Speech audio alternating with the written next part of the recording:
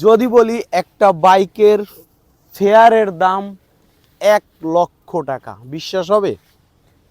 ইয়ামা phasor version 2 বর্তমান price 3,30,000 টাকা।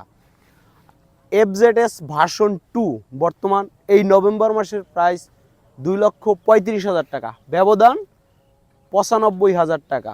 Changes কি আছে? সামনে ফেয়ার আর পিছনে এফজেডএস ভার্সন 2তে আছে দুইটা ডিস্ক ব্রেক, আর ফেজারে আছে পিছনে ড্রাম ব্রেক, সামনে ডিস্ক ব্রেক উইদাউট এবিএস। তাহলে শুধু ফেয়ারের দাম সিবিইউ কন্ডিশন বলে 95,000 টাকা কতটা যৌক্তিক? আপনাদের কাছে যদি যৌক্তিক মনে হয় তাহলে কমেন্ট করতে পারেন আসলে কেন যৌক্তিক মনে হয় 95,000 টাকা।